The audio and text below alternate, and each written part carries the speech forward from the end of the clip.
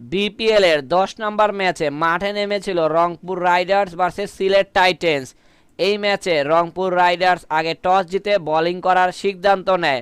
Toss হেরে Sylhet titans bat করতে নেমে নির্ধারিত 20 ওভারে 144 রান তুলতে পারে 8 উইকেট হারিয়ে। এদিন সিলেটের ব্যাটারদের মধ্যে সর্বোচ্চ রান করেন আফিফ হোসেন ধ্রুব। 31 বলে 46টি রান করেন। এছাড়া শেষের দিকে ইথান ব্রুকস 30 বলে 32টি রান করেন। 145 রান টার্গেটে খেলতে নেমে রংপুর রাইডার্স 18.5 বলের মধ্যে জয়ের বন্দরে পৌঁছে যায় 4 উইকেট হারিয়ে। সেই সুবাদে তারা এই ম্যাচটা 6 উইকেটে জয়লাভ করে। ক্রিকেটের সকল লেটেস্ট আপডেট এভাবে আপনারা আমাদের চ্যানেল থেকে পেতে চাইলে অবশ্যই চ্যানেলটা সাবস্ক্রাইব করে পাশ থাকা বেল বাটনটা ক্লিক করে অন করে রাখবেন।